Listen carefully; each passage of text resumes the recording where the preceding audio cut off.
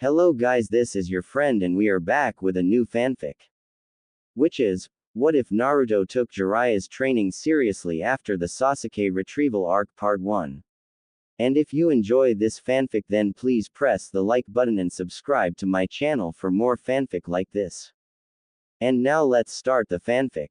Naruto looked around the small village he and Ero Sennin had just entered.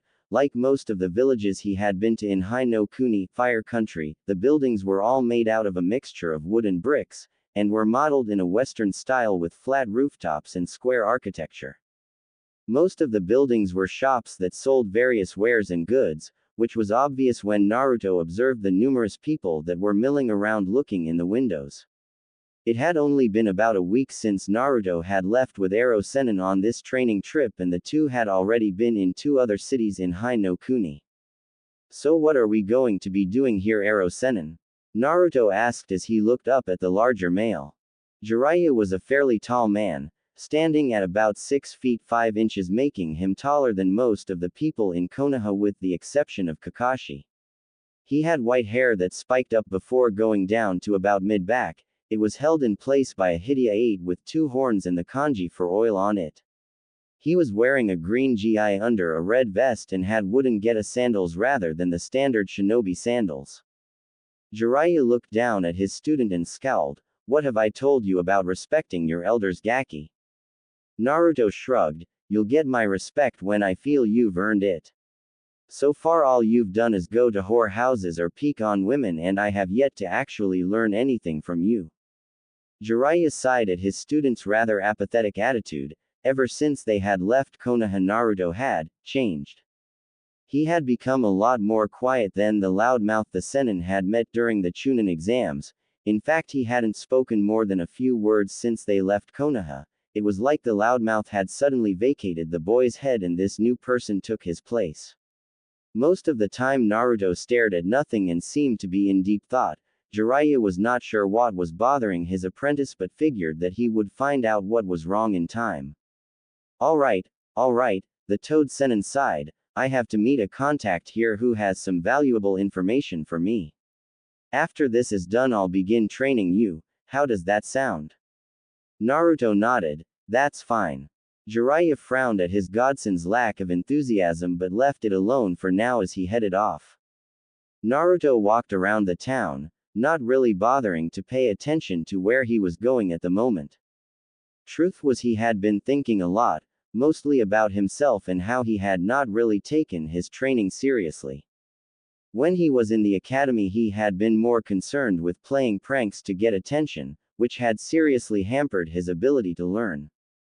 Of course, half of the problem was that by the time he had found a teacher willing to actually teach him rather than try to sabotage his training, Naruto was so far ingrained in his pranking and loudmouth tendencies that it had simply become a habit.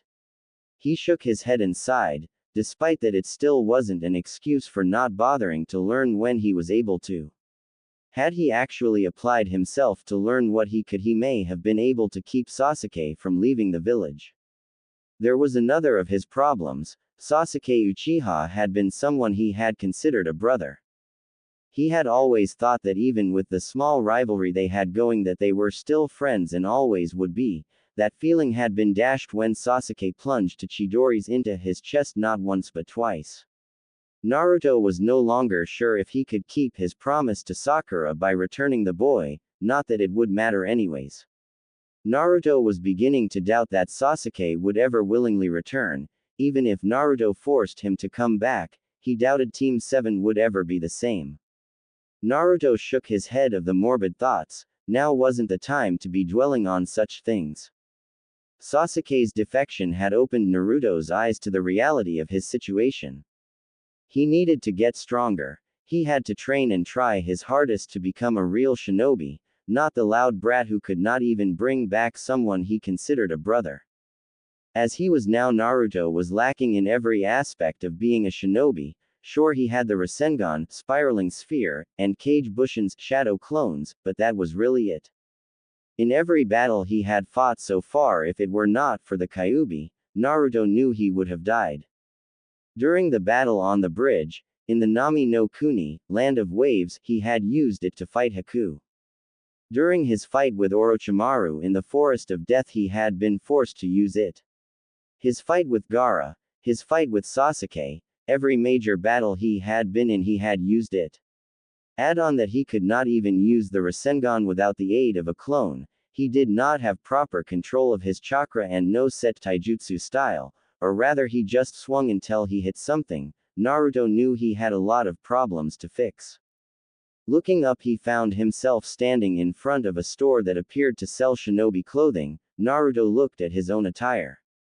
His bright orange track suit had been with him for as long as he could remember, not because he wanted to wear it.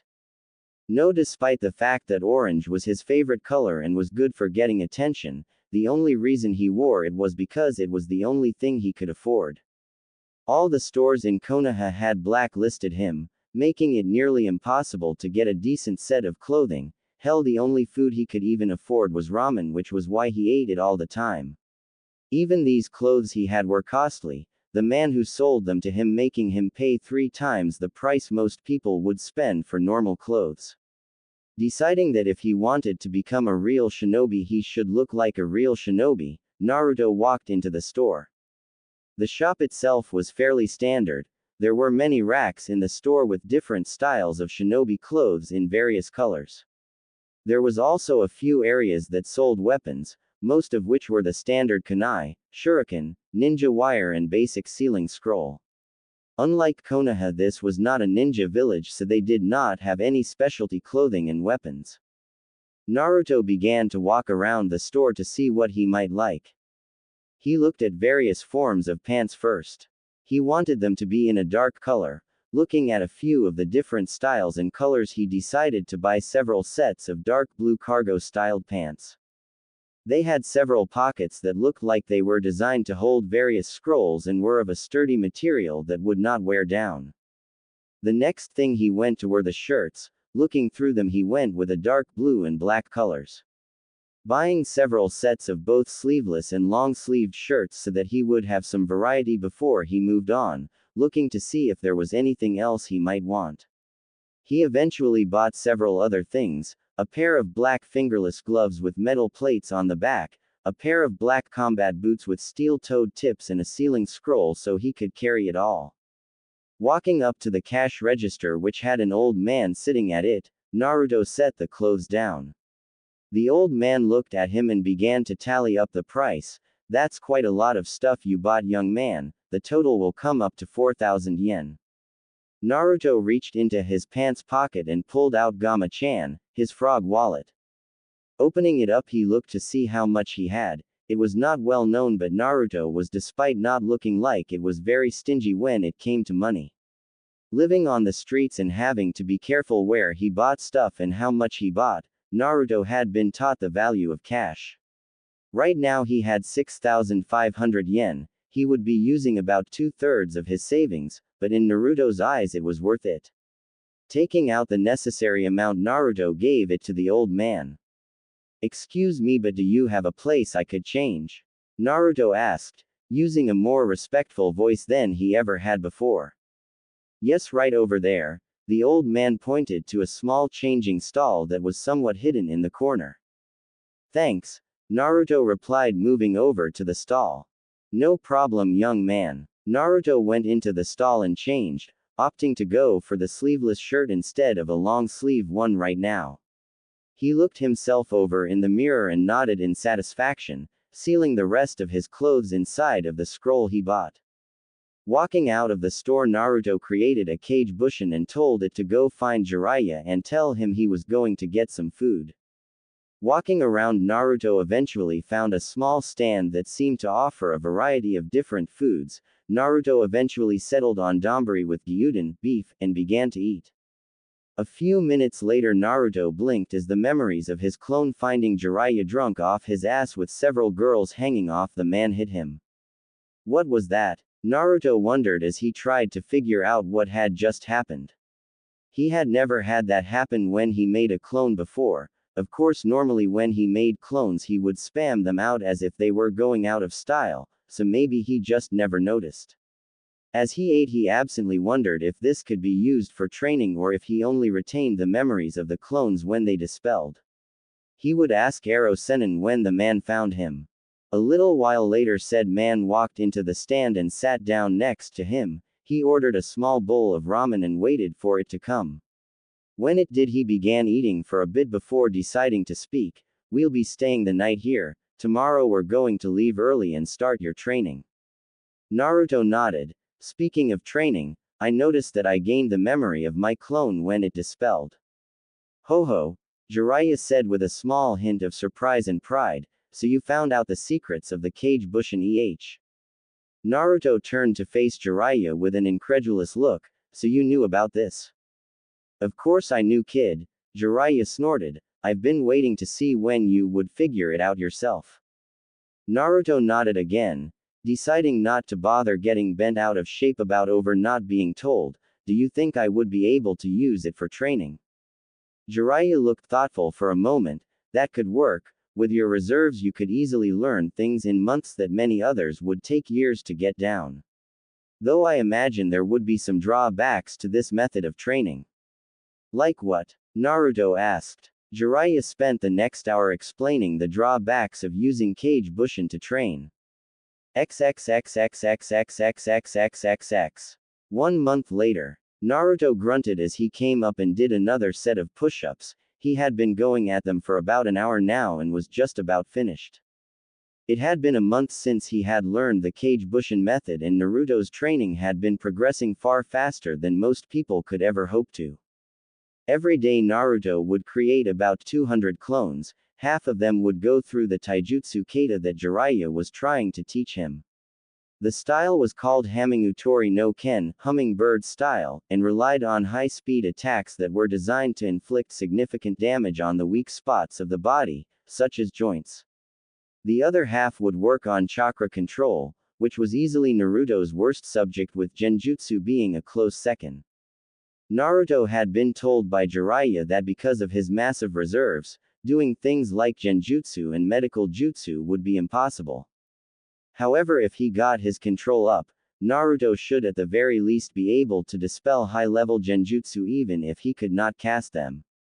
So his clones would do a mixture of exercises. Most of them would run around on a body of water with several large rocks sticking to different areas of the body while balancing Senbon or kunai on his fingers. He hoped that he could at least get Anbu-level chakra control by the end of the training trip. While his clones were doing that, Naruto would work on the physical aspect, training his body to withstand high-speed combat. Every morning Naruto would wake up and do his workout. Currently he would do a 15-mile run, 400 push-ups, 400 sit-ups, 200 pull-ups, 1000 squats, 500 kicks and 500 punches. Each week he would add 5 miles and 100 more of each exercise. He had gotten inspiration for the training regimen from his friend Rock Lee, a boy who could only use taijutsu. While Naruto was considered a ninjutsu specialist, he had strong hopes that he could also match Lee and Guy in taijutsu. Finishing his push-ups, Naruto started on his sit-ups. A little ways away Jiraiya watched his apprentice work with a frown. While he was proud of the boy for pushing himself so hard, he was also worried. Naruto had been doing nothing but training for the entire month they had started. The boy would only stop to eat and sleep. Though Jiraiya was positive the boy was only getting half as much sleep as he should. Jiraiya's original decision to take Naruto on this training trip was to focus on helping him use Kyuubi's chakra, but with the boy had been adamant on learning to fight without it, that Jiraiya had decided to focus on actual shinobi training before going to that. While the blonde had improved a good deal, going from mid-genin to about high chunin level, he would eventually crash if he kept at it. Naruto. Jiraiya called out, I want you to stop for a second and come here. Naruto looked up and nodded. Finishing his set, he stood and made his way towards Jiraiya. What do you need, Jiraiya-sensei? That was another thing that was different about their relationship. Whenever they were training, Naruto would always refer to him as sensei. Of course, once they were finished, it was right back to Ero Sennin, but at least it was progress. I want to know what's eating you, Jiraiya said, narrowing his eyes as Naruto looked away. I don't know what you're talking about, sensei, Naruto said, though he still wouldn't make eye contact. Don't give me that crap, Jiraiya scowled. You've been quiet ever since we left Konoha. In fact, you haven't been your typical loudmouth self since you got out of the hospital. Now that I think about it, I've rarely ever heard you speak more than 2 words unless it was about training. Now spill it or I won't train you anymore. Naruto winced at the obvious threat. For a moment he was silent before he sat down with a sigh. It's just, I realized just how badly I've handicapped myself all this time. When I was younger, no one would ever teach me anything. I had to learn to read and write on my own because the lady who owned the orphanage said, demons don't deserve to learn how to do human things, and when I went to the academy it was the same way. I thought that since the old man was letting me go there I would finally be able to learn and show everyone what an awesome ninja I could be if given the chance. Naruto closed his eyes. That never happened.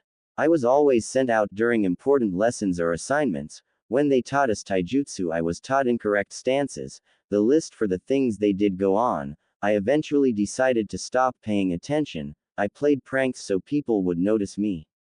And by the time I found someone who was willing to teach me it was too late. I didn't care anymore.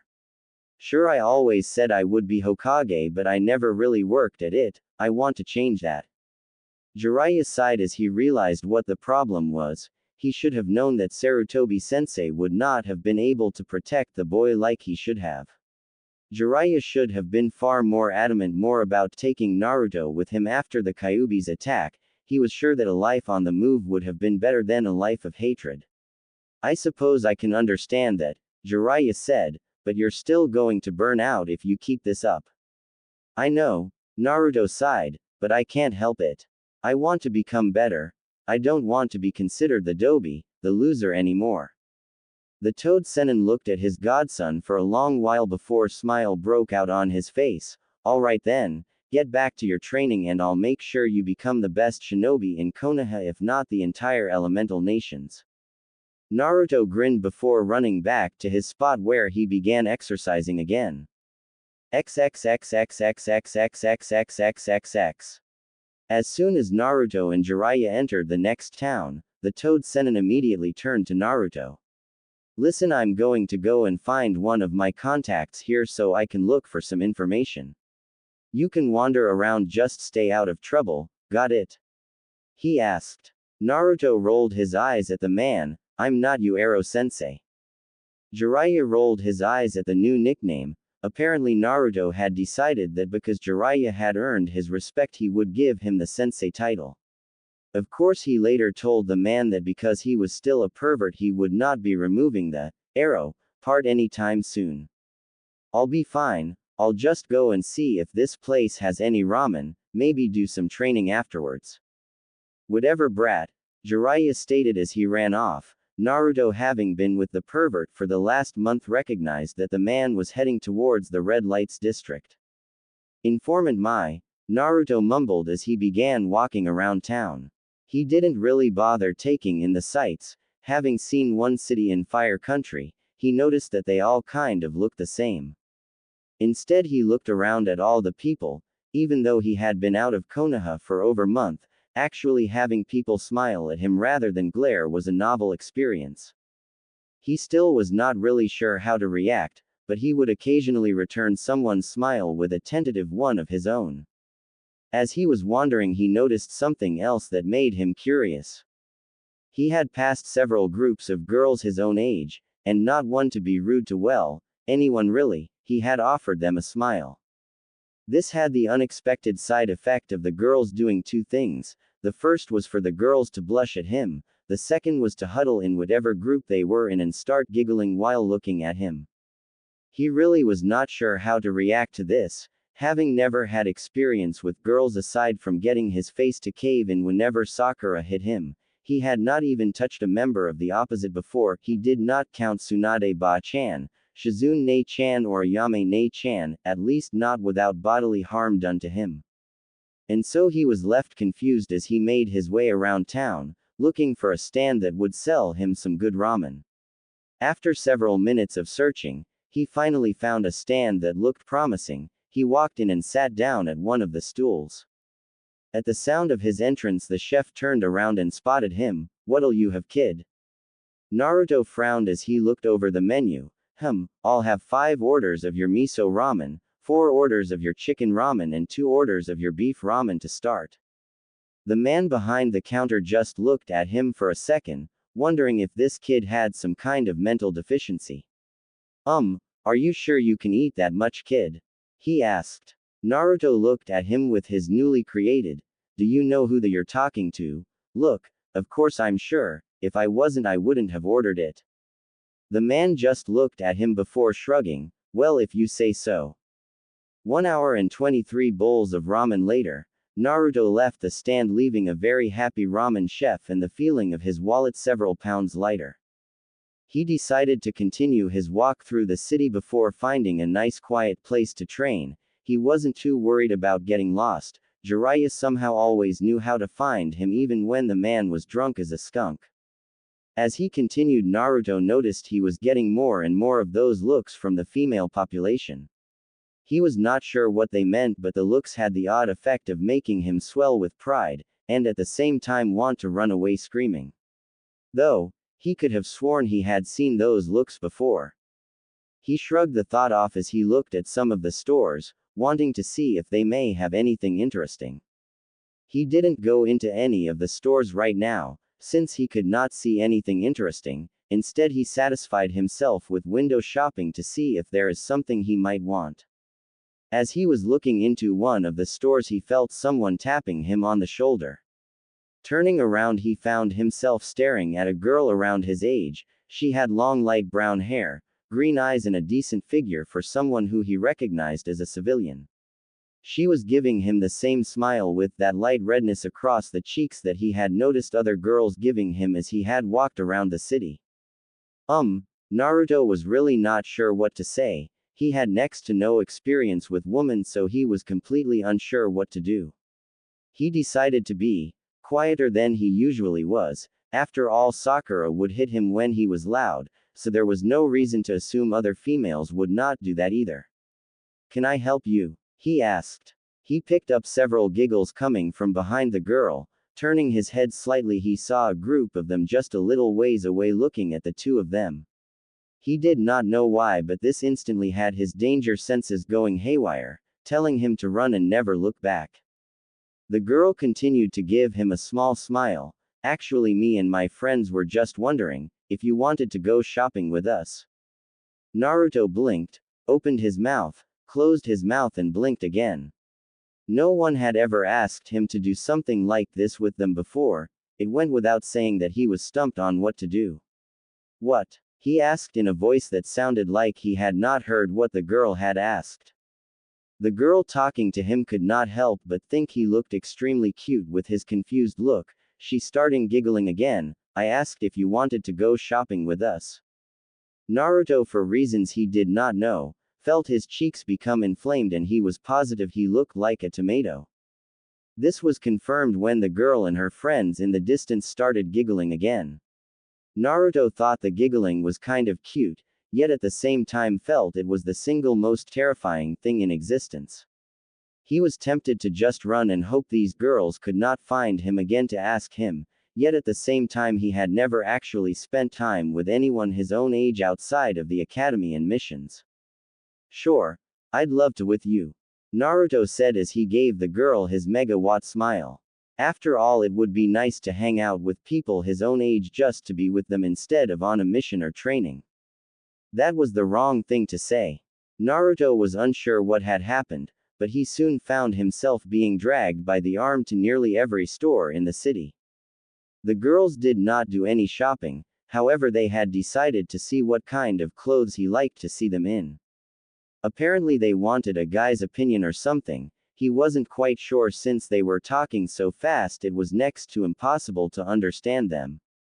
In any case, every store they went to, the girls would grab a bunch of clothes, change into them and model for him while asking for his opinion. Naruto, having never done anything even remotely like this before, was completely unsure what to say to them. Instead, he found himself spending that time blushing and trying to speak, only for no words to actually come out, or for his words to sound more like he was choking on a piece of food.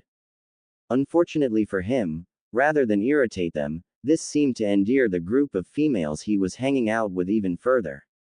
They began calling him cute and asking him things like if he had a girlfriend. One was even bold enough to ask if she could touch his whiskers. Luckily, help arrived. As he was walking down the street, two of the girls having somehow latched onto each of his arms, Naruto noticed a large dust cloud being kicked up and coming his way. He and the girls stopped and watched as Jiraiya passed with a horde of barely clothed women coming at him with bats, pitchforks and many other devices used to maim and cripple, all the while yelling about perverts and getting what he deserved. As soon as they passed, Naruto got out of the girl's grip and turned to them. Sorry for cutting this short, but it looks like I have to save my perverted sensei from his rightful execution. With nary another word, Naruto was gone, leaving the girls to watch the second, smaller cloud of dust he made. Naruto found Jiraiya just as he assumed he would have, lying unconscious and twitching as the women walked away after beating him. Walking up the blonde toad, the spastically twitching toad Sennin, a second later said Sennin jumped up and dusted himself off as if nothing had even happened. I knew you weren't going to be meeting any contact, Ero-sensei, Naruto said once the man was up. Stupid pervert, why can't you ever just act normal? Normal is overrated, Gaki, Jiraiya exclaimed as a smirk formed on his face. Besides, you have no right to talk. I saw all those females you were with. I have to say I'm quite impressed. His smirk turned into a lecherous grin as he saw Naruto's face turn beet red. It's not like that, you goddamn pervert, Naruto shouted, pointing a finger at his sensei. They asked me to go shopping with them, and I was just trying to be nice. Oh ho, so they came on to you. Jiraiya wiped away a fake tear. My student is growing up so fast, to have women asking him to spend with them. Shut up, shut up, shut up, shut up, Naruto shouted, covering his ears.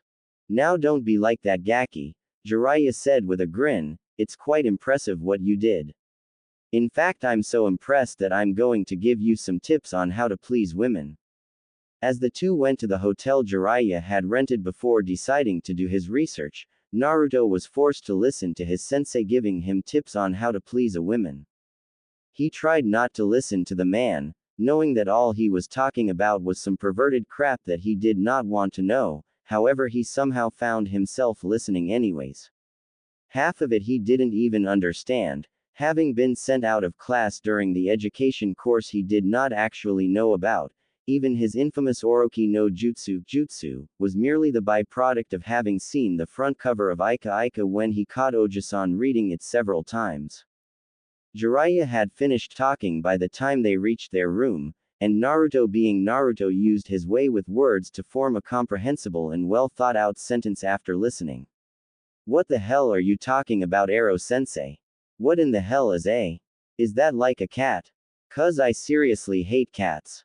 Naruto shivered as he remembered his horrendous times with Tora. Jiraiya looked at Naruto as if he had sprouted wings and grown several tails. Are you telling me you've never heard that word? Shouldn't you know this stuff? Kami, I thought they would have taught at least a little education in the academy. Naruto blinked. I think they did mention something about it once. He frowned as he tried to remember if they had a class on that. And you didn't listen? Jiraiya asked, sounding for all the world frustrated. The kid had been getting a lot better at being a ninja. He acted smarter too. Jiraiya was sure the boy was not as dumb as he acted, or used to act to a certain extent. But about other things he was still an idiot about. Naruto looked down at his feet. Well, I would have, but I didn't have Iruka as a teacher back then. They sent me out, telling me that because of my pranks the other day I didn't deserve to know about this. Jiraiya found himself frowning. He had learned a while ago that because many of the teachers had been biased against Naruto due to the fox, that they would often send him out during important lessons in class. It was part of the reason Naruto had next to no knowledge about being a shinobi. What about your Orochi no jutsu? Jiraiya asked. How did you come up with that if you had no knowledge of education? Oh, that, Naruto said in a dismissive tone. I saw Oji-san reading that perverted book of yours and saw the cover. I got the idea from that. But the girl in the front cover isn't. Jiraiya said. Naruto tilted his head to the side. Neither is mine. What do you think that smoke covering is for? Jiraiya found himself feeling stupid as he heard that. He had assumed that the smoke covering had been used to tantalize the person Naruto used it on into wanting more.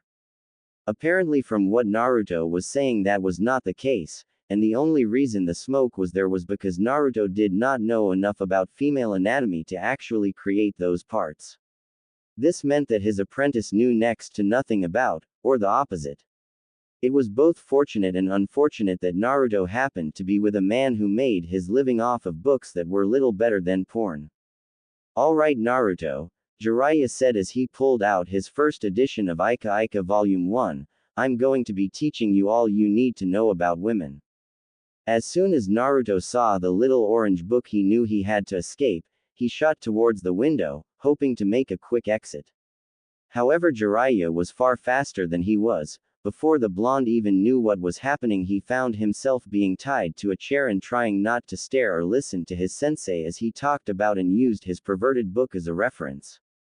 His screams and pleas could be heard all throughout the night. The next day found Naruto at the library, looking up knowledge on females and he had been forced to listen to his damn sensei for more than half of the night. Now he felt like he had been scarred for life. However the Toad Senin's talk had also made him curious. Jiraiya had told him a lot, but he also felt that the man had left a lot out. After all he had only focused on the perverted parts about. So here Naruto was, along with several clones, reading books on human anatomy, the reproductive system and intimate relationships in general. He had even gotten a few romance novels, hoping it would help him understand more about women and relationships with the opposite in general. After all there was no way he was going to let his sensei corrupt him with his perverted ways. XXXXXXXXXXXXX.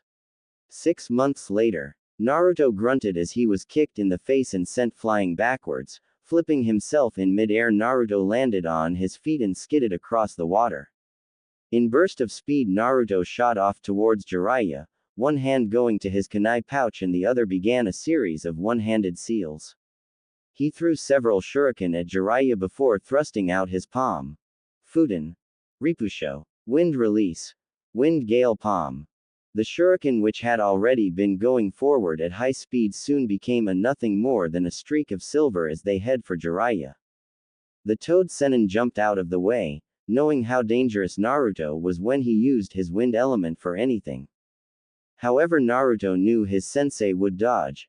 After all Jiraiya was not a cage-level shinobi for nothing and had in fact counted on him dodging. Naruto put in a small but intense burst of highly concentrated chakra into his legs, literally disappearing and reappearing right in front of Jiraiya. The blonde shinobi aimed a punch at his sensei's solar plexus. Jiraiya swatted it to the side and downward in the hopes of knocking Naruto off balance. No such luck as Naruto went down and pushed himself into a handstand, launching a kick that managed to hit Jiraiya in the face and make the man stumble back. Pushing himself into a flip Naruto went for an axe kick to Jiraiya's collarbone. Jiraiya put up both arms to guard and immediately regretted it as he was forced to a knee. Goddamn Gaki and his stupid strength training. Jiraiya grabbed onto Naruto's legs with both hands and was about to flip the boy over. However Naruto used his other leg to jump up and over Jiraiya, using the man's grip to keep himself balanced and launched a kick to the white-haired man's face. Jiraiya was forced to let go of Naruto's leg as he tilted his head to the side and dodged the kick. He turned around and managed to kick Naruto in the chest on the blonde's way down, said boy moving with the blow and going into a series of flips as he jumped away to gain some distance. Jiraiya took out a kunai and threw it at the blonde, going through a few hand seals as he shouted. Ninpu. Kunai Kage Bushin no Jutsu. Ninja Art. Kunai Shadow Clone Jutsu. One kunai multiplied into 24 kunai as they all headed straight for Naruto, said blonde just looked at them with a smirk. Going through a few of his own hand seals before Naruto called out his jutsu. Sweden. Sujinheki. Water release. Water encampment wall. A large wall of water formed around Naruto blocking the kunai, Once Naruto heard the popping of kunai being dispelled and he went through several more hand seals. Suiden. Saryuden no Jutsu. Water Release. Water Dragon Jutsu. The wall of water soon began to swirl around Naruto, before taking the shape of a 60-foot water dragon with glowing yellow eyes. As soon as it did, Naruto created a cage bushin seamlessly and had it go through a few hand seals as the water dragon launched itself towards Jiraiya. Fuden. Rinkuden. Wind Release. Wind Bullet. The clone smashed a fist into its stomach and shot a large ball of compressed wind out of its mouth. It went straight for the water dragon. The water dragon's power and speed were soon increased as the Rinkuden merged with it as it headed towards Jiraiya, said Sennin, swearing enough to make a sailor blush as he jumped out of the way. The water dragon slammed into the water with a loud crash. Water erupted everywhere, looking something akin to a large explosion. Using the distraction caused by his jutsu, Naruto threw several kunai and went through the hand signs Jiraiya had used earlier. Ninpu. Kunai Cage Bushin no Jutsu. Ninja Art. Kunai Shadow Clone Jutsu. 1 kunai became 41 kunai as they headed for the still airborne Jiraiya. Noticing the kunai, the Toad Sennin went through his own hand seals to counter. Ninpu. Hari Jizu. Ninja Art. Underworld Guardian Spikes.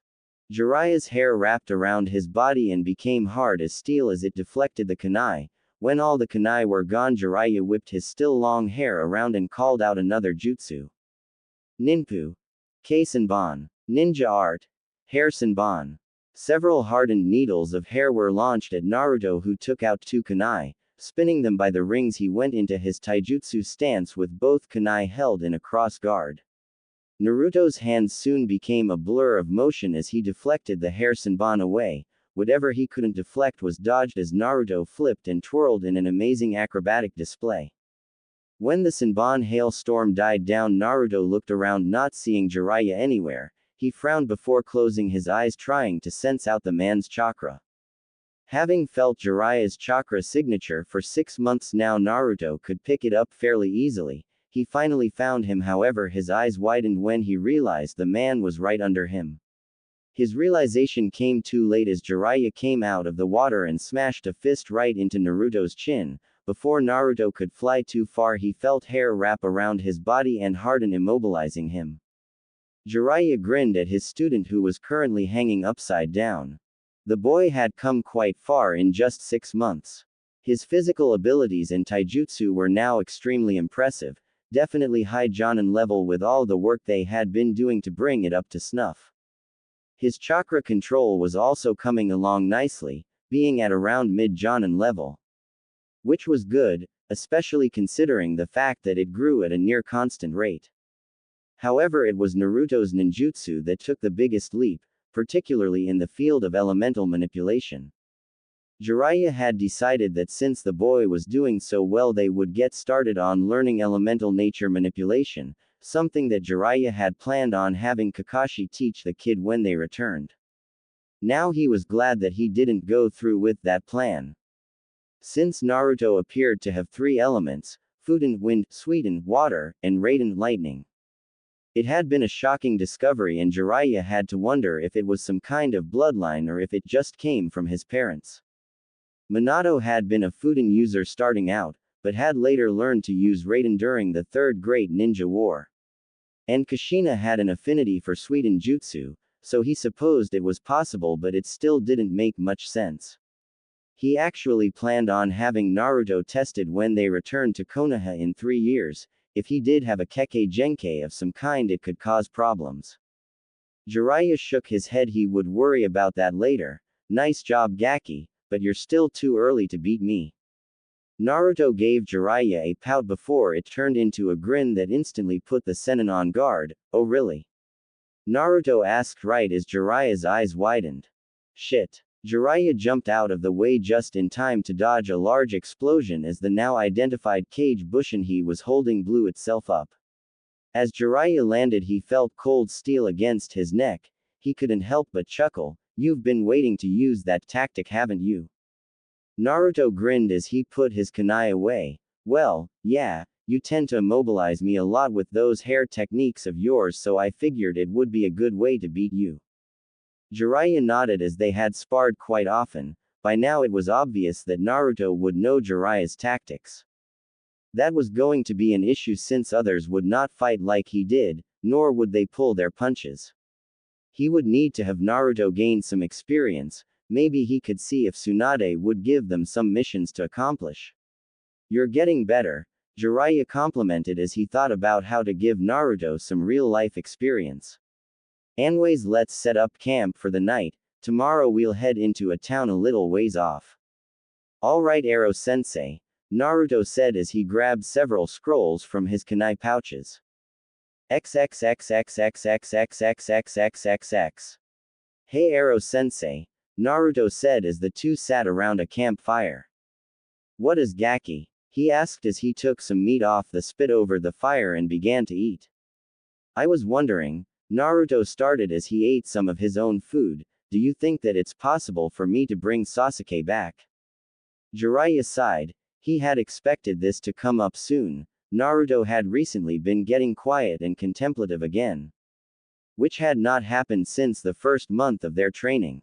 He also knew about the kid's promise, that pink-haired girl who the kid had a crush on, though judging by the amount of times he had caught Naruto talking and even flirting with other girls now, he was sure that crush would be gone soon. He resisted the urge to give a perverted giggle at that thought before speaking. I'll be honest with you, Naruto. Even if you brought Sasuke back, it would only cause more problems.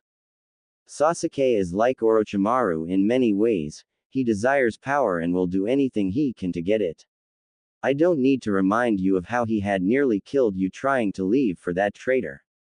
If you brought Sasuke back, it would just cause him to resent you and Konoha more. He left because he felt that the village and his friendship with you was holding him back. If you did succeed in forcing him back, he would only hate you more for trying to block him from gaining power. Naruto's shoulders slumped. So you're saying I should forget about him?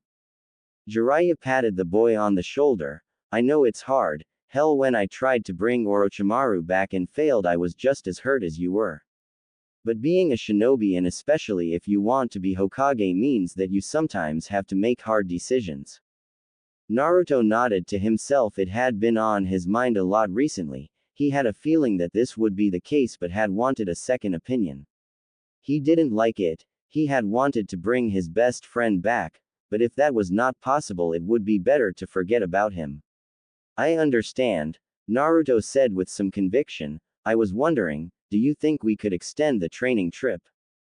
Jiraiya blinked in surprise as he answered, well, I don't see why not. Jiraiya smiled at the thought of all the things he could teach Naruto if they stayed longer. I had originally planned for a 4-year trip anyway. This will allow me to teach you much more, and with your Kage Bushin you could easily be Kage level by the time we return to Konoha. Naruto grinned as he finished eating and threw the stick his food was on away. He felt as if a small weight had been lifted off of him. Before Naruto went to sleep, he made a vow that he would train to become the greatest shinobi ever. XXXXXXXXXXXXX. Naruto sighed as he looked at the blank piece of paper in front of him and wondered how he got roped into doing this. I can't believe I let Ero-sennin somehow convinced me to write a book, he thought with a sigh as he remembered the bet he had made with his perverted sensei. XXXXXXXXXXXXX. Flashback. Naruto and Jiraiya were currently arguing again. Many people would probably wonder what the two could be arguing about.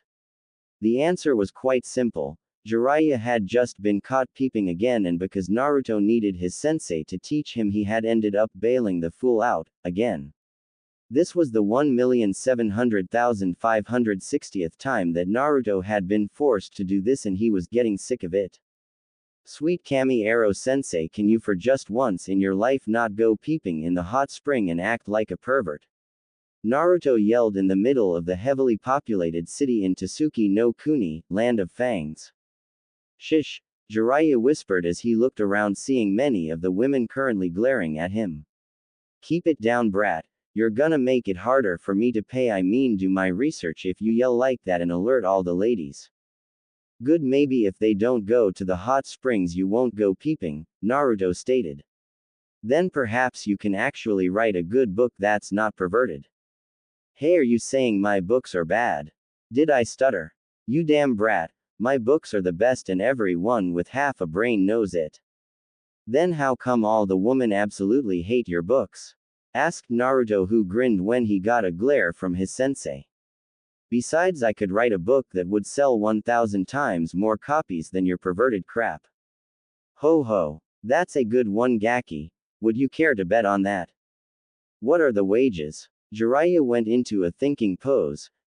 If I win, you will not only have to keep helping me out when I get caught doing research, but also use your Oroki no jutsu to help give me some material as well. Fine, and if I win, you have to not only stop being perverted as long as you're still training me, but also. Naruto thought about what else he wanted for a moment before giving a smile that sent shivers down Jiraiya's spine. Tell me about my father. Jiraiya nearly choked on his own spit when he heard that. He had in all honesty been planning on telling him after his training was complete. Telling him at this stage could be detrimental since his father had many enemies. Right now Naruto was only at low to mid Jonin since shadow clones could not be used for physical training and he lacked experience. Not only that, but Naruto might get angry at his father and end up hating the man for sealing Kyuubi inside of him. On the other hand, it could prove to be beneficial and give Naruto something of a measuring stick, making him push himself harder in order to surpass his father. Though he was already pushing himself far more than others could. Jiraiya sighed as he figured it couldn't hurt. Alright brat, you've got yourself a bet, Jiraiya said, holding out his hand. If your book ends up selling more than mine, I'll stop peeping until your training is over and tell you about your father. Naruto grinned as he took Jiraiya's hand. This would be no problem. Flashback end. XXXXXXXXXXXXX. Damn, this is harder than I thought, Naruto mumbled to himself. Having fun, brat. Naruto turned to see Jiraiya grinning at him. Naruto favored him with a glare but said nothing, which only caused Jiraiya to grin more. Moving to look over his student's shoulder, he decided to push the blonde shinobi's buttons. My Naruto, look at all that writing you have done, Jiraiya said with evident sarcasm. I'm sure you'll have a book that beats mine in no time with such a grade material. Shut up, Naruto growled. Not as easy as it looks, is it? Asked Jiraiya in a taunting tone. Naruto abruptly stood up and left, not looking back as he heard his sensei laughing. XXXXXXXXXXXXXX. Naruto sighed as he slammed the now empty bottle of sake on the table before ordering another. Sake had become something he found he enjoyed drinking, especially since he couldn't get drunk and just enjoy its taste thanks to the Kyuubi. Hey there, handsome, do you mind if I join you? Naruto looked up to see a woman standing in front of him. She was about 5 feet 6 inches and wearing a red and black kimono. She had a fairly nice hourglass figure with nice curves and firm round. She had black hair and emerald green eyes as well as pale milky skin. All in all, Naruto found the woman to be very beautiful. Naruto grinned at her, pleased with the small compliment she had given him. He had of course been called handsome before by other women he had interacted with, but it was still good to hear. Naruto had changed a lot since leaving a year ago. At 13 years old he now stood at a height of 5 feet 7 inches, having hit a rather spontaneous growth spurt about 6 months ago, about a month after he and Jiraiya left on this training trip. His body was also more defined. Even with the civilian clothing he was currently wearing, it was rather easy to see the strain denoting to his well-defined pectoral muscles, abdominal muscles and arms. His face had chiseled out as well, having lost most of his baby fat with his harsh training, giving it a masculine look. Add on the whiskers and he had what many girls had described as roguish good looks mixed in with feral appeal. How could I possibly refuse such a beautiful woman's company? Naruto asked rhetorically with a charming smile. The woman smiled at him as he ordered a drink for her while she sat down. Thank you, it's hard to find good company these days, she said, looking around at the various tables. Naruto looked around too and realized what she meant. Everywhere he looked, men were eyeing her with lust. I see what you mean, he started before giving her a sly look. Though I do hope that you're not just using me as a shield, Naruto affected a mock-hurt expression. The woman giggled slightly. Of course not, she started before pausing in thought. Well, not completely, you seem like decent company. I'm quite good at detecting gentlemen who would actually be able to hold a conversation without looking below my face. That seems like quite a talent to have, Naruto said as he favored her with his patented, foxy, grin. A beautiful woman such as yourself must be used to sensing perverts rather easily. Naruto and the young woman talked for about an hour. Mostly he would ask her questions about herself while regaling her with the things he had seen on his travels, being careful to leave out his status as a ninja. He learned her name was Aiko Miyake, and much to his surprise she lived in Yuki no Kuni, Snow Country, one of the countries he had saved, which was now called Haru no Kuni, Spring Country. She was apparently here on business, working as a trader for some of Haru's technology, which Naruto knew was more advanced than anything else in the elemental countries. Naruto would also throw in the occasional subtle compliment that made the young woman blush. He was quite pleased with himself for that accomplishment. Since his first encounter with that group of girls a little over 6 months ago, Naruto had made an effort to get better at speaking with women. He would never go to Jiraiya for advice, of course. After that night where the Sennin had tried to teach him, Naruto had been scarred for life. However, he had read up on intimate and relations, as well as books that talked about girls in general and several romance novels. He never really liked them but felt they helped. As he continued meeting different women in the elemental nations, Naruto found himself actually enjoying spending time and flirting with various women. He could at least partially understand Ero-sensei's obsession with them, even if he felt the man took it too far with his peeping. Aiko herself was pleased that Naruto was actually listened to her. She found herself blushing many times as Naruto used his charm and gave her subtle compliments, and not just about her figure. It was definitely a pleasant change to people either putting her down for doing what some considered a man's job or only trying to get in her pants. It also helped that she was downing more sake than usual since she felt so comfortable in his presence. When it was time to go, Naruto noticed that she was having a little trouble standing up. She had obviously drunken too much. Deciding to do the gentlemanly thing, he offered her support as he took her back to her hotel. Of course, nothing ever goes right when you're with a young beautiful woman at night, and the two soon found themselves surrounded by several thugs. "Look what we have here, boys," one of the thugs exclaimed. "That's quite the woman you have there, boy. Too much woman for a scrawny thing like you," another commented. "Just hand over the woman and all your valuables and we may let you leave," the one on his right stated as he pulled out a knife. Aiko, while drunk, was sober enough to realize the danger she was in and pressed herself against Naruto. Naruto just sighed. What was it with all thugs being arrogant fools? Deciding to be quick, he created a shadow clone to keep Aiko standing while he launched himself at the thugs. He appeared right in front of the first thug and hit him square in the solar plexus with enough force to send him flying down the road, breaking a few ribs in the process. The other thugs looked in surprise before it turned to anger and they charged him. The one with the knife tried to stab him, but Naruto deftly moved out the way and grabbed the man's arm, hitting it right where the elbow joint was, breaking it. Ignoring the man's scream of pain, he spun 180 degrees and launched snap kick at the other man's left kneecap, breaking that before hitting the man in the neck, knocking him unconscious. When that was done, he moved over to the young woman who was looking at him with something akin to awe, respect, and lust. "Are you all right?" Naruto asked as he walked up to the woman. "Of course I am, thanks to you," she purred out as she grabbed his arm and pressed it into the valley of her. Naruto tried hard to ignore that as he walked to the hotel. She gave him directions to and walked her to her room. "Thank you for escorting me, Naruto-kun," Aiko said. Naruto grinned as he scratched the back of his head. It was nothing really, I was just doing the right thing."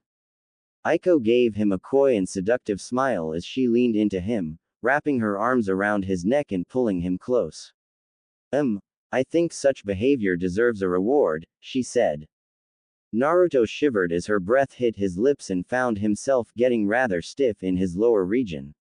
What kind of His question was cut of Aiko pressed her lips against his. For several seconds Naruto found himself frozen stiff. While he had kissed women before, it was always him to initiate it.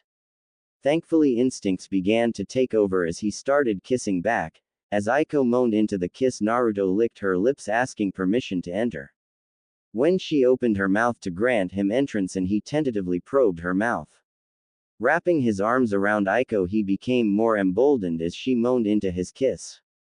Naruto soon found himself in Aiko's room, pressing the beautiful young woman against the wall as their kissing became more impassioned.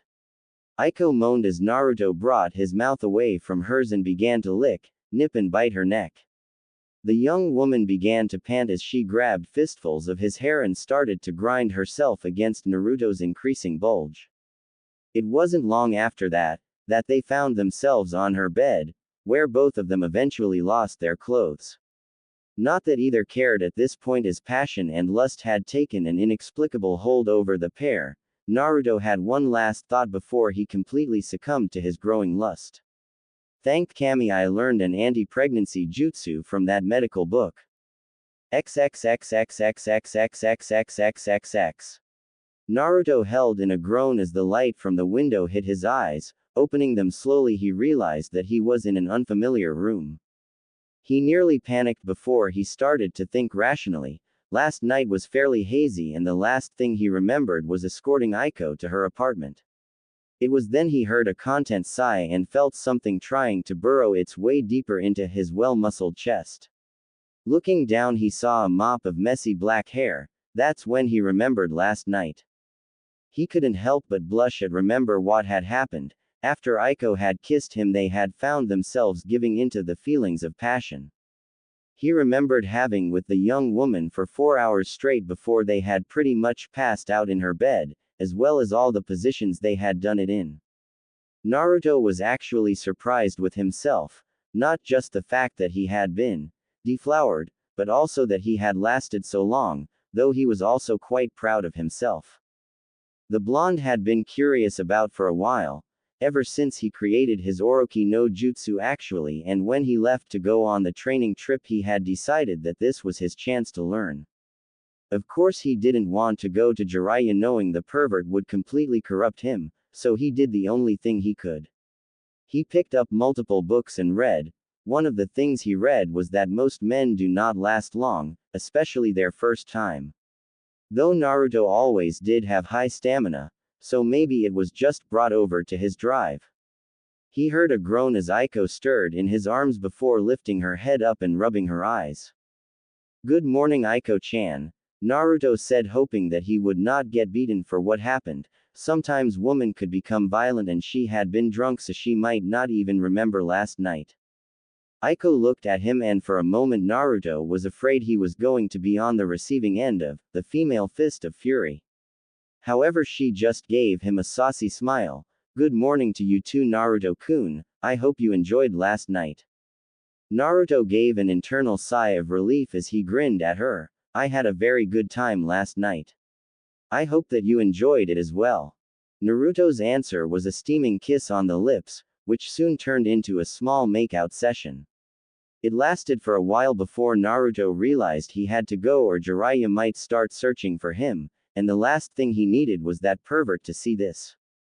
Deciding to thank her for the amazing night, he had several clones clean her sheets while he cooked her breakfast. The breakfast itself was fairly simple: eggs, bacon and French toast with a side of orange juice. Aiko, however, loved it, stating that it was the most delicious breakfast she ever had. One of the things Naruto had learned recently was how to cook. He found it was something he loved doing and was really good at blending spices in food. What he would consider a normal meal for him was apparently something that tasted like Kami had blessed it for others. When breakfast was over, Naruto thanked her again and gave her another intimate kiss before making his way to his own hotel. When Naruto got in, he noticed that Jiraiya was passed out on his futon, and several sake bottles littered the floor. Naruto however ignored this as he went to his blank sheets of paper and began writing. Last night had strangely enough done wonders to clear his head. He found that he had several ideas for a story and so he began writing. He idly wondered if having was the cause of his clear mind or if it was something else. Humming a little tune he began to write. When the war of the beasts brings about the world's end, the goddess descends from the sky. Wings of light and dark spread afar. She guides us to bliss, her gift everlasting. XXXXXXXXXXXXX. 2 months later. I can't believe, Jiraiya mumbled as he cried anime tears. Believe it, Ero-sensei. You lost, Naruto stated with a shit-eating grin. But, no buts, Naruto wagged his finger at the depressed Toad Sage. Naruto's book had just been published a little over a week ago. Naruto had titled it Loveless and brought it to Jiraiya's publisher. After looking at what Naruto had written, the publisher had decided to put the book on the market. The results had shocked both Jiraiya and Naruto. Within the first few days the book had swept across the elemental nations by storm, beating out all 3 Ika books in sales and was still getting more popular. Jiraiya looked at the sales his student's book got and couldn't help but feel depressed. Naruto's book had earned a higher sales rate than his own books. Not only that, but there was not one mention of smutty goodness in it. It was inconceivable, impossible, and yet here it was right in front of him. Come on, you pervy old man, a deal's a deal. Jiraiya looked at him before he grumbled about never betting against blonde gakis who are too talented for their own good again as he handed him a scroll. Naruto looked at the scroll before looking back at Jiraiya with an eyebrow raised in question. It's from your father. In case something ever happened to him, I was told to give this to you when I felt you were ready, Jiraiya explained. That was all Naruto needed as he opened the scroll and began to read its contents. After the first few sentences, Naruto's emotions started to slip. His lips quivered and tears ran down his eyes as what he had suspected for a while now was confirmed. He didn't know whether to be happy, sad, angry, or elated. Jiraiya watched his student's face flash through various emotions and became worried when the blonde's face became blank. It was the look Naruto would get when they were sparring and showed none of what he was feeling. Naruto? Jiraiya asked in an unsure voice. He was not used to these kinds of things. Despite having been through 2 great wars, Jiraiya had always had a problem at helping others with their emotional problems. He himself always preferred to get smashed and find a woman to have with. Suffice to say, he didn't think that would work for Naruto. A small crack appeared in Naruto's facade. I'm going to the hotel. I need to be alone for a while. Naruto left rather quickly. Jiraiya looked up at the sky and sighed. He was not sure if this was the best idea, but only time would tell. XXXXXXXXXXXXX. Naruto sat in his room as he reread the message his father had left him. Dear Naruto, I bet you're wondering who this is. Nay. My name is Minato Namikaze and I went by many names. The Konoha no Kuroi Senku, Yellow Flash of Konoha, and Yondaime Hokage were a few, but the one I am most proud of is father. Specifically your father. Your old man's pretty cool, right? Now onto why I am writing this. It's really a just-in-case kind of thing. Despite winning the war, there are many people out there who want me dead, and I'm not arrogant enough to assume that one might not get lucky. I am leaving this letter with Jiraiya, my sensei and your godfather. Should anything happen to me or your mom Kushina, he is the one who will take care of you. I told him to give this to you when he feels you're ready. Now that the boring stuff is over with, I have some things to give you that I felt were too important to keep at home. On the bottom of this letter is a seal that is specifically designed to open with Namikaze blood, meaning only myself or you can open it, seeing as how we are the only Namikazes. Inside this seal you will several important things, the first being one of my Hiraishin kunai. Note that these will not work for you because of a specific blood seal that is tied to me and only me. The Hiraishin is simply too powerful a tool to use without taking great precaution to ensure it does not get replicated, but this should be a good basis for you to make your own Shiki formula, for your own Hiraishin is the key to the formula created, without it you won't be able to see all the seals on the kunai. The last and just as important are my notes on the Hiraishin. They are not complete since I figured that if you're anything like me you will want a challenge, but they should give you a basis to start with. If I die, I hope that this letter lets you know that I love you and hope that this can in some way bring us closer as father and son. Love your father. Minato Namikaze. Naruto gritted his teeth as he tried to stop the tears from coming, but it was no use, and he soon found himself crying. It was both in joy and in anger. Joy at knowing he had a father who cared about enough to come up with a precaution in case something happened to him, to ensure that he would be able to protect himself and let him know that his father did in fact love him. And anger at the fact that it was his father, the man he had considered a hero since he was little and listened to Oji-san tell stories of him, was the same man who condemned him to a life of hell and loneliness for 12 years of his life. He was always pretty cautious when it came to you.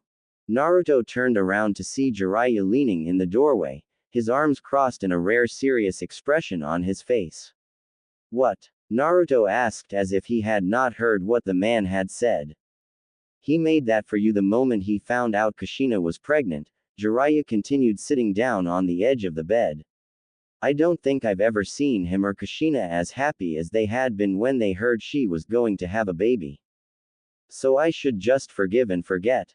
Naruto asked in a low voice, just move on like that because he was happy I was being born.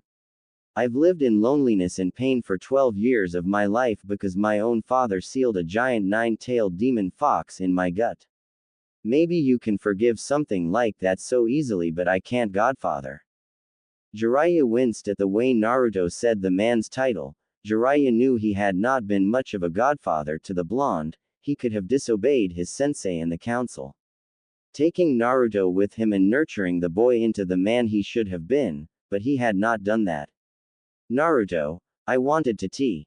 And where were you? Naruto accused, having cut off Jiraiya's speech. You were supposed to take care of me should anything happen to my parents. Where were you when the orphanage kicked me out and I was forced to live on the streets for a year? Where were you when I received my first beating by the villagers on my own birthday? Naruto, look, what were you doing, huh? Peeking on woman so you could write those perverted book of yours and not accept the responsibility for your godson. Look here, Jiraiya yelled as he stood up and narrowed his eyes at Naruto, I wanted to take you with me. In fact, I begged Sarutobi-sensei to let me take you away from the village. I pleaded with him, but he wouldn't budge. He said he wanted you to gain bonds with the people of the village. I told him that it would never happen, but he wouldn't listen. Jiraiya took a deep breath and calmed down. Sitting back down, he placed a hand on the young boy's shoulder. If it had been my choice, I would have taken you with me, but it wasn't. And it's not like I didn't come to see how you were doing. What do you mean? Naruto asked, having calmed down a bit, though tears were still falling freely down his face. Who do you think gave you that wallet? Jiraiya asked, gesturing towards the seal on Naruto's leg that held Gama-chan. Naruto blinked. You gave it to me. But I thought that it was Sarutobi-sensei. Jiraiya shook his head. Had it been him, he would have given it in person. Why didn't you give it to me in person? The council? Jiraiya sighed. By the time I came back to visit you and saw how shitty your life was, I begged sensei to again let me take you out of the village. However, the council had taken much of the Hokage's power after Minato's death. By that time sensei was unable to do anything. I was ordered not to make contact with you unless it had something to do with the seal. Naruto rubbed his eyes with his arms, getting the tears out before he looked at Jiraiya with a smile. I guess I'll have to fix that when I become Hokage, nay. Jiraiya chuckled as he ruffled Naruto's hair. I guess so, but you won't become Hokage by moping about like this. Naruto chuckled as he dried the last of his tears. He honestly felt better after crying a bit. But crying never got people anywhere, plus crying over spilt milk wasn't his style. He was just about to comment when he remembered something. What about my mother? From what I understand, she wrote a letter for you as well, but it's at their house in Konoha, Jiraiya answered. Naruto nodded. Then I won't worry about that for now. I'll be able to read it when I get home. Jiraiya nodded and smiled. Good, now if you're done moping we have some training to do. Naruto grinned. Right. XXXXXXXXXXXX. 3 months later. Naruto looked out at all the clones he had created after finishing his physical training regime. He had gone from 200 to 300 and had them working on various things. Most of which were elemental manipulation, more specifically trying to find a way to combine them. He had just mastered his lightning element just a month ago, with it being the last natural affinity he had, so he had gone on to try something harder. Currently he had 100 clones working on sub-elemental creation. Contrary to popular belief, sub-elements were not the result of a bloodline. While there were of course elemental bloodlines, they usually centered around specific techniques such as Haku's Haijutsu Maku Haosho, demonic ice mirrors. There were also bloodlines that had specific powers that were used through sub-elements, such as Hashirama Senju's ability to tame the Biju. Otherwise the shinobi he ran into in Yuki would never have had the Hyoten Jutsu, ice techniques, that they had been known for before it became Haru no Kuni, Spring Country, after Team 7 saved it. Even though they only manipulated pre-existing ice, it still took the ability to combine water and wind elements to form the shapes they wanted. Anyone with enough control over their two elements and sufficient chakra control could create sub-elements. Of course some were harder than others. Naruto had even heard rumors that there was a person who could use Yoden, lava release, which was a combination of fire and earth elements, and Futen, boil release, which was combining two contradictory elements, fire and water, to create an acidic base that could melt a person's opponents. He was unsure how the Kekkei Genkai worked for that person, but he assumed it allowed for a subconscious act of coating the walls of the throat with a layer of protective chakra. So far Naruto had only been able to create Hyoten, but he was hoping to see if he could combine more than just WND and water. Another 100 were working on a mix of Tai and Kenjutsu katas, after Naruto had decided it would be good to learn how to use a weapon other than kunai and shuriken. Despite not having any style to go off of right now, Jiraiya had told him he was pretty good with a sword. It was Naruto's hope that he would be able to create his own style, like his taijutsu style, which he had learned was his father's style. The Kenjutsu relied on high-speed combat. Though rather than aim for joints, nerves and delivering bone-crushing blows, this style was designed to kill, going for the 8 vital points in the human body. Its movement was also based off of his affinity with wind and water. The style was meant to flow, so to speak. The user would move like the water, flowing in and out of attacks like water flows around a rock. However, it was also fast and unpredictable like the wind. It could be calm and centered one moment, then have all the power and fury of a raging hurricane the next. Right now the sword he was using was one he had custom made when he and Jiraiya had gone to Tetsu no Kuni, Iron Country, a country which had been considered autonomous for many years and was well known for their powerful samurai force. The blade was a total of 2 inches 6 in length, making it a Kodachi class weapon, with a pitch black finish while the edge was a vibrant silver color. The guard was that of the Uzumaki swirl, made to look like it was made of 9 fox tails in a dark orange color. The handle was also wrapped up in a dark orange cloth, with a gold pommel at the end and 3 tassels on the bottom. The sword was made out of a powerful chakra-conducting metal that was found only in Tetsu no Kuni. It was the same metal that allowed that nation's samurai to launch chakra-based attacks from the blade. It was also very expensive to have made. Along the edge of the blade were several powerful and hidden seal arrays of Naruto's own design. Their purpose was to store elemental chakra so he could launch elemental attacks rather than the standard chakra attacks to give him an edge in battle. He also gave the sword what he called a chakra circulatory seal. What this did was give the sword its very own chakra system, complete with artificial tenketsu points that were bonded to Naruto's own chakra coils. This allowed Naruto to utilize more power if the seals ran out of chakra in battle. It was based off of the few things he had heard about on the Samahata, a semi-sentient blade that could absorb foreign chakra.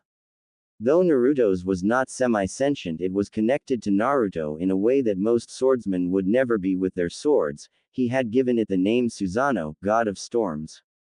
The last 100 clones were doing a variety of different things, most of which were reading.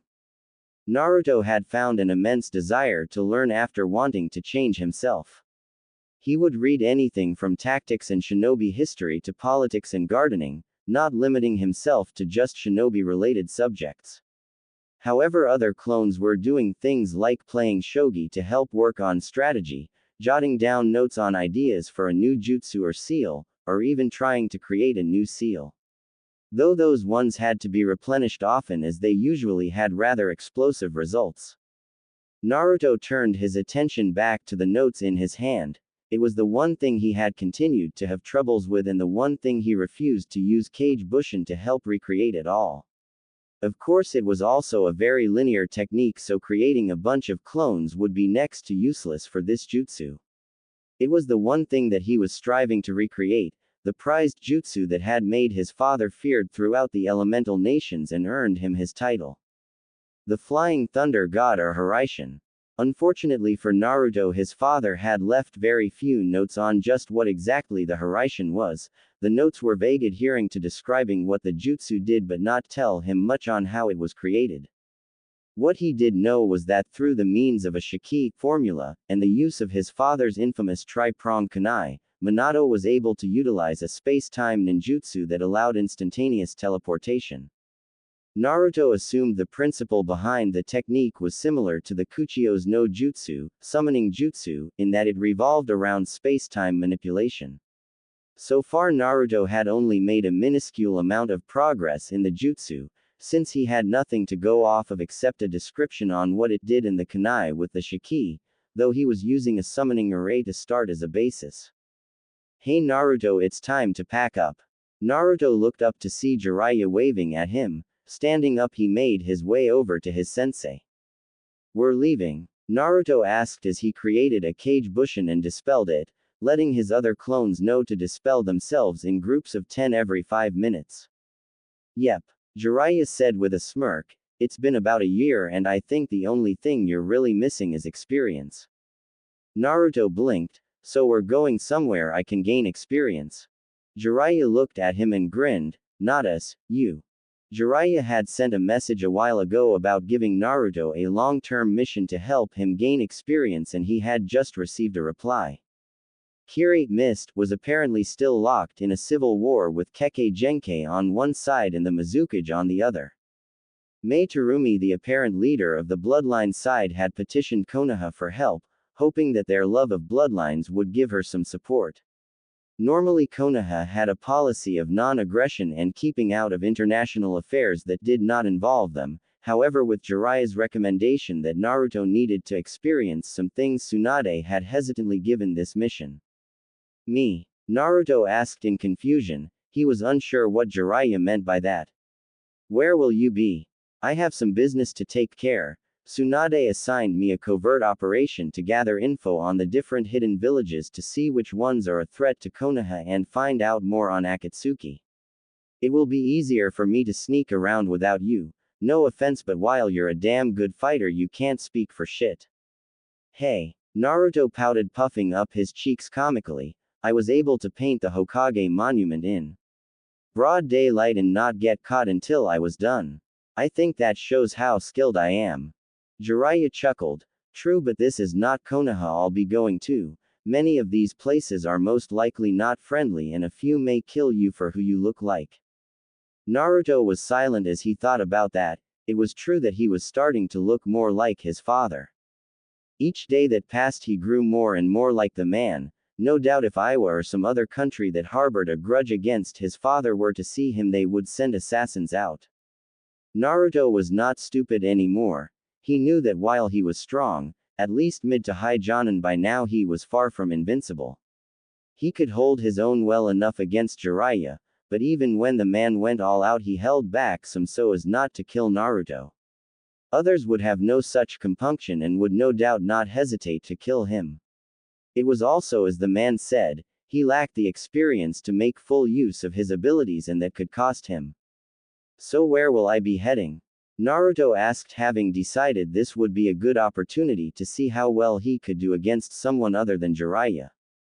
The Toad Sennin gave Naruto a mission scroll. You'll be heading to Kiri, which is currently locked in a civil war. Naruto unrolled the scroll and began to read it while Jiraiya spoke. You will assist the bloodline side until the war is over. The rendezvous point is in the scroll as well as a code word and information about who you will be working with. Naruto nodded as he finished memorizing the information and handed the scroll to Jiraiya, who burned it with a Kaiden jutsu. I'll contact you via summoning from time to time to see how you are doing and give you any info that I feel you can use.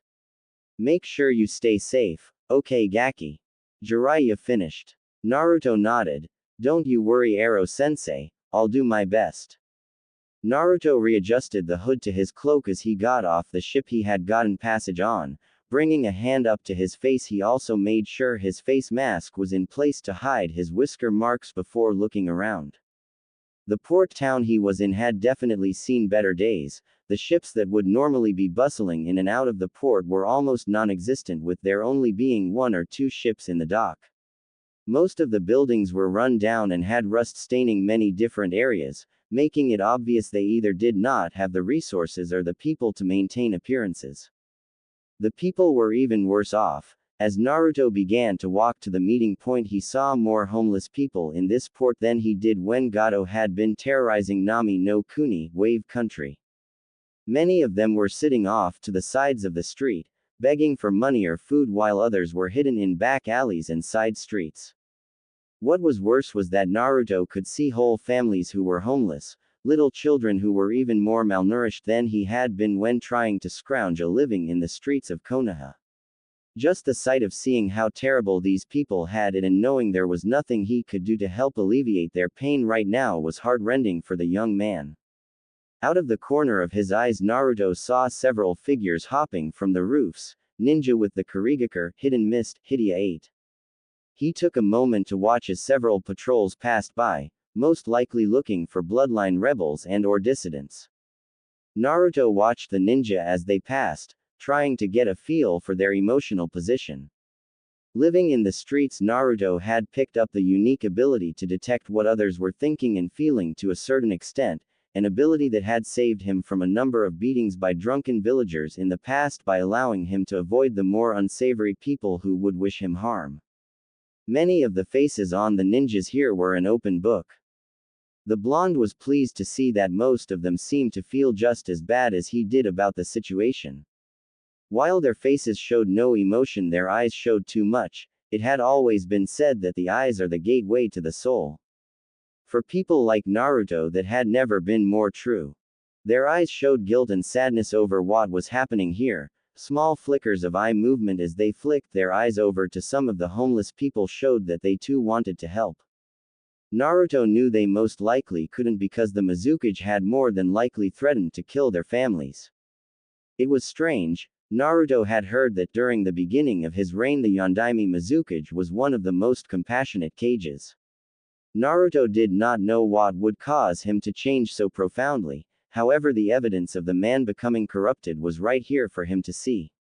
Naruto did notice a few ninja who seemed to derive some sort of pleasure from watching those around them suffer and assumed they were the more hardliners of the bloodline haters. Naruto stopped walking as his enhanced hearing picked up a stifled sob. Looking around, he noticed a few of the other ninjas seemed to notice as well and looked even more guilty. Channeling chakra into his ears, Naruto was able to make out the sound better. Let's see, judging from the pitch of the voice, it's a female around her mid to late teens.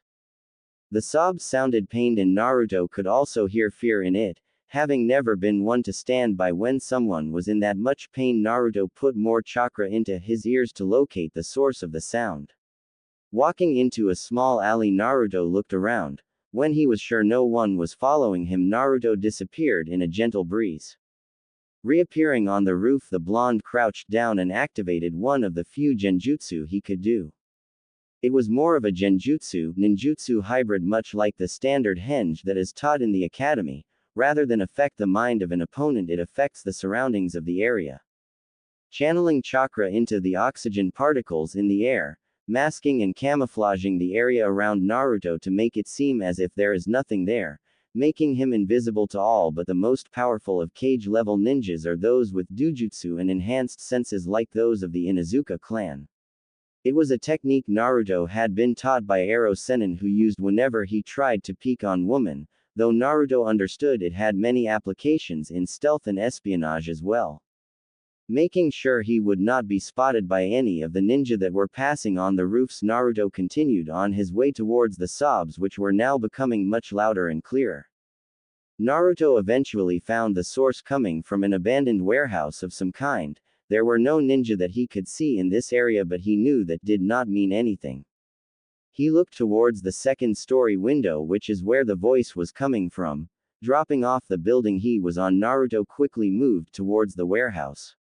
Channeling chakra to his feet, the blonde shinobi walked up the walls to take a peek inside the window. What he saw was something that would haunt and disgust him for a long time to come.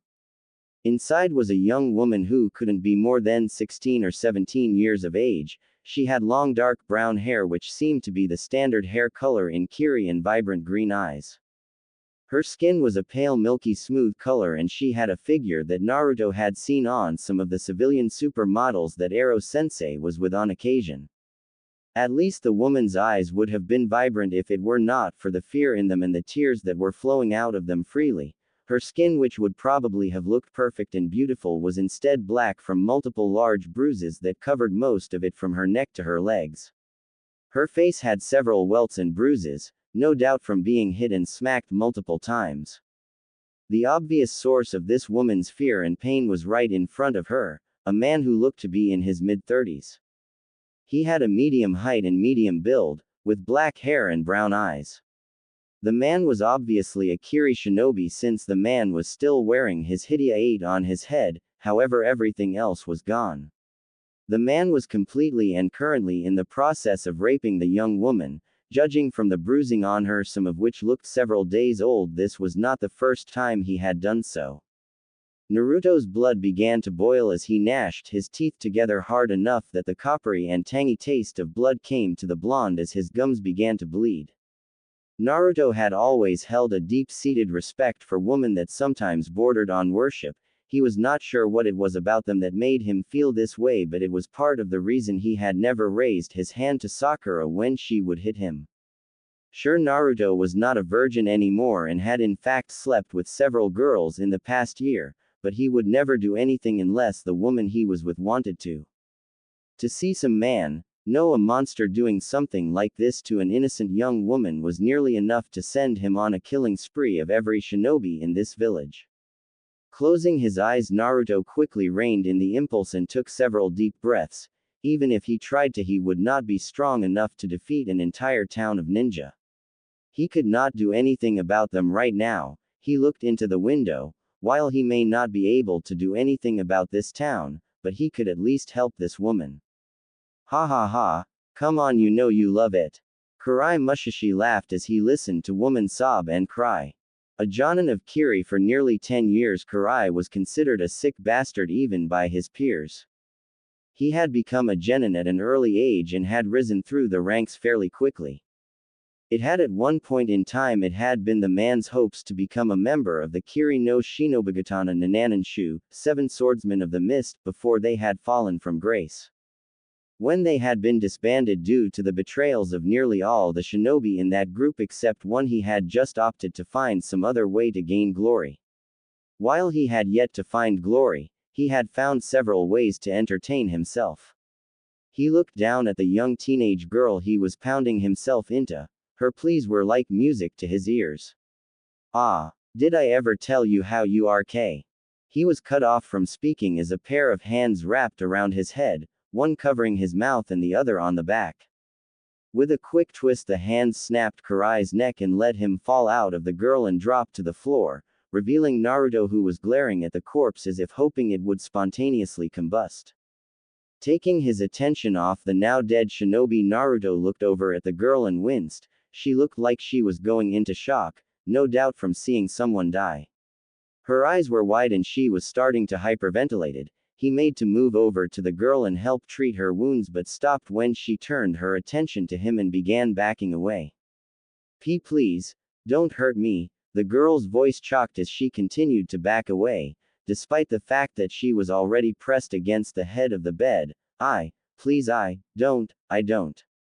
Naruto pulled down his hood and face mask to give the girl the most compassionate smile he could muster despite the sick feeling he had in the pit of his stomach. Don't worry, I'm not gonna hurt you. The girl looked at him and seemed to calm down a bit. I just want to help you, Naruto continued as he made slow movements towards her. You do? She asked as a small flicker of hope appeared in her eyes for a brief moment before vanishing. How do I know I can trust you? She asked in a low voice. You don't, Naruto said, keeping his tone warm and kind. I have no way of proving to you that I don't mean you any harm. All you can do is choose to trust or not trust that what I say is true. However, I promise you right now that I will help you and take you somewhere safe where you won't ever have to deal with things like what that man did to you again. The girl looked at him for a second before slowly relaxing. She scooted herself away from the head of the bed and moved to the center of the mattress. Naruto made slow movements towards her to make sure she did not freak out before sitting at the edge of the bed next to her. I'm going to take out a scroll containing medical supplies to heal you, is that okay? Naruto asked. He received a cautious nod and slowly reached into his pouch, which had several containment seals that were used to hold his various ninja tools. Pulling out a scroll, Naruto unrolled it on the bed and unsealed the materials. A number of medicinal creams, disinfectant and medical bandages came out of the seal. Naruto had long since realized that he would never be able to use medical jutsu, not just because he was always constantly battling to keep his control at the level it was at due to the constant increase in his reserves, but also because his chakra had traces of the kyubis in it.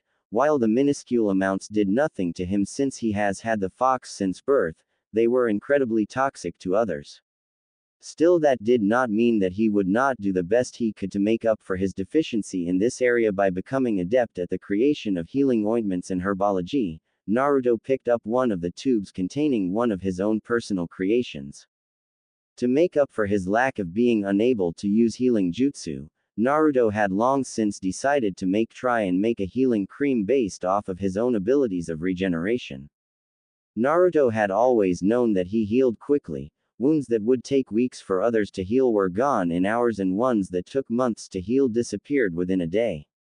Naruto knew this was due to Kyubi and the seal on his stomach, which channeled the fox's chakra into his body at a constant rate. A little over a month ago, Naruto had been able to replicate that ability to an extent and make a powerful healing cream. Utilizing the art of Fuinjutsu, sealing art, Naruto had come up with a modified containment seal that was designed to be able to store Kyubi's chakra. With the use of several powerful purification seals that were designed based off the ones on the Shikifuin, Naruto was able to purify Kyubi's chakra to the point that it was no longer poisonous to humans. Of course, because of the potency of the chakra, it still had to be given in low doses. Lethal wounds like being impaled or broken bones could not be healed with the maximum amount that could be used on a person, which was about the amount of chakra used to make a standard Bushin jutsu. But wounds like bruises and small scrapes and cuts were an easy fix for the ointment, which had the chakra that was stored in the seal mixed into it. I need you lie down while I apply some healing cream to your bruises, can you do that? Naruto asked in a calming voice.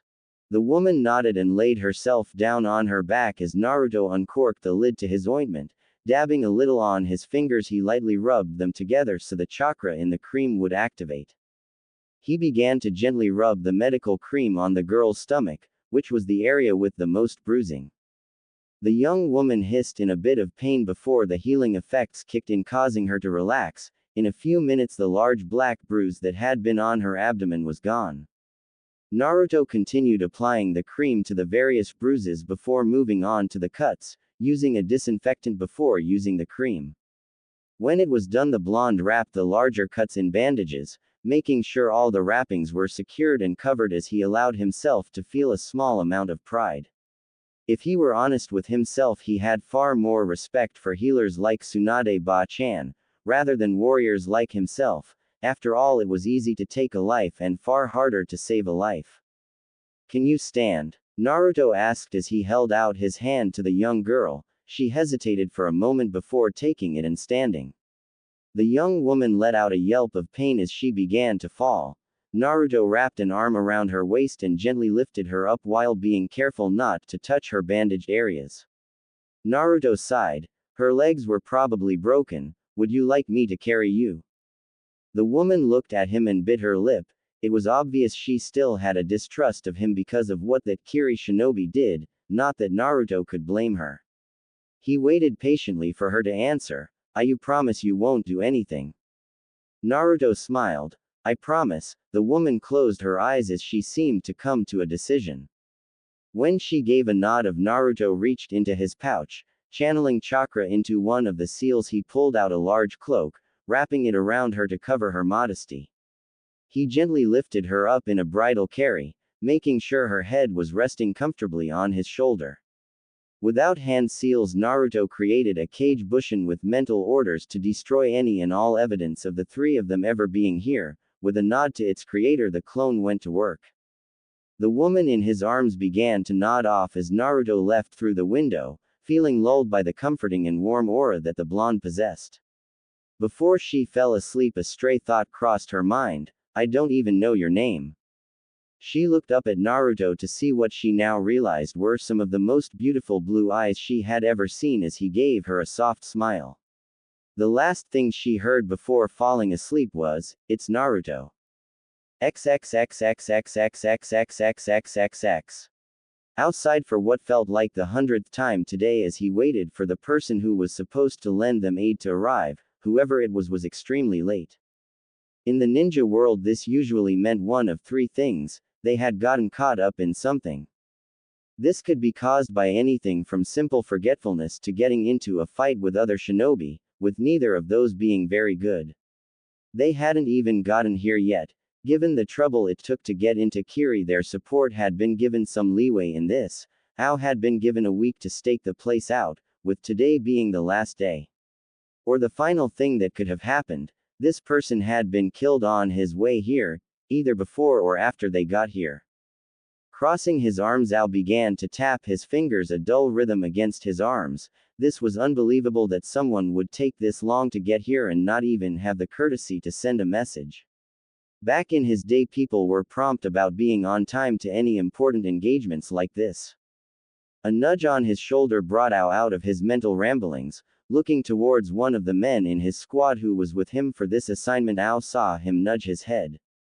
Looking over in the direction indicated, he spotted a man wearing a black cloak that reached down the ground. The hood was up, covering the man's face, with the only thing Ao was able to see being a blue face mask covering the bottom half of the man's face. The odd thing about the man was that he was carrying something in his arms. Judging from the shape and size, it was most likely a person.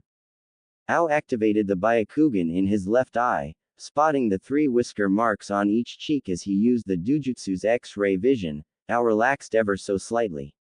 While this man could be their contact, which had been described by a message Terumi-sama had gotten a while ago, it could also be an imposter. As the cloaked man came closer, Ao stopped him. You look like you're pretty far from home, son. The figure chuckled. I was told there are many opportunities in Mizu no Kuni and came to try my luck.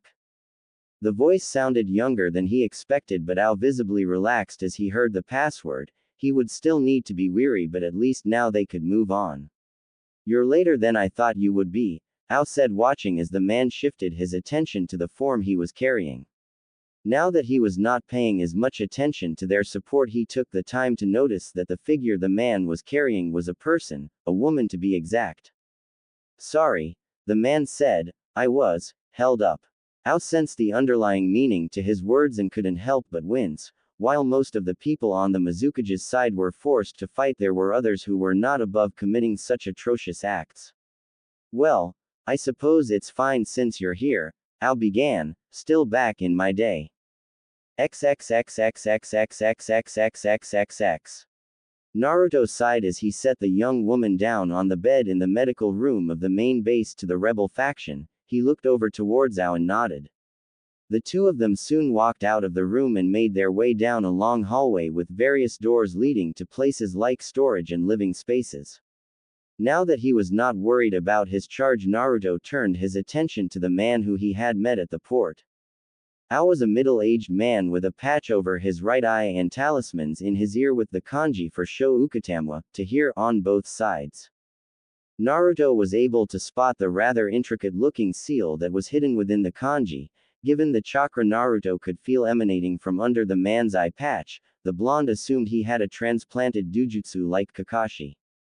His hair was a light blue in color and looked similar to Kisami's hair. He was wearing the Kiri Hidia 8 around his head. He was wearing a pair of striped shirt and pants with a green robe over them in the standard hunter nin attire of Kiri. Suddenly they stopped at a door that was at the end of the hallway and Ao knocked. "Come in." Naruto blinked at the very feminine tone as Ao opened the door and entered with Naruto following right behind. When Naruto entered, he saw a woman sitting at a large desk and felt a slight hitch in his breath. During his travels he had seen and been with many beautiful women. Out of all those he had seen so far, this woman took the cake. The woman was very slender and looked to be in her late 20s to early 30s. With ankle-length auburn hair done up in a herringbone pattern at the back with a top knot tied with a dark blue band and 4 bangs in front of her face, one of which covered her right eye. Her face was perfectly heart-shaped and feminine, yet had the look of a leader who had earned the respect of her people. Her skin was a light milky color that looked soft, smooth and delicate despite the fact that they were in a war. She wore a long-sleeved dark blue dress that fell just below the knees. It was closed at the front with a zipper and was kept open at the front right side from the waist down. The dress only covered up to the upper part of her arms, leaving slender yet strong-looking shoulders and the lower part of her, showing off her beautiful D-sized chest. Under that was a mesh shirt that covered a little more of her arms and chest, but still left a good amount of cleavage showing. She also wore shorts in the same color as her dress and mesh leggings that went to her knees. Under that, she was wearing high heels with shin guards instead of sandals. "Terumi-sama," Ao voice interrupted Naruto's thoughts. "This is the support that Konoha was able to send us." The man sounded somewhat disgruntled at only receiving one person for help, but Mei didn't seem to be bothered as she smiled at Naruto. She slowly stood from her desk and walked towards Naruto as she held out her hand. "I would like to thank you for coming to our aid. In all honesty, I had not expected to receive much help, if any at all, Mr." She trailed off, obviously fishing for a name. "Naruto," the blonde said with a smile towards the busty red-headed woman as he shook her hand. "It's a pleasure to meet you, Mei-san." Naruto paused when he noticed Mei looking up and down his form and couldn't help but grin. "I take it you approve of what you see." Naruto felt Ao as well as the 2 Anbu who were in the room stiffen and glare at him, but Mei seemed to ignore it as she favored him with another smile. "I'll tell you, if you let me know what you think of me." That seemed to throw the others in the room through a loop. Naruto chuckled. "Let's put it this way, if ever there was a goddess walking this earth, I have no doubt that I've just found her." Mei, to her credit, only took a light tint of pink to her cheeks as she gave him a favoring grin. "Then you can assume I approve of what I see." She took one last eye full of him before putting on her business face. "As much as I would love to continue this banter with you, I need to tell you what our situation is and see if I can't give you your first mission." Naruto nodded as his face instantly became blank. "I am at your disposal, Mei-san."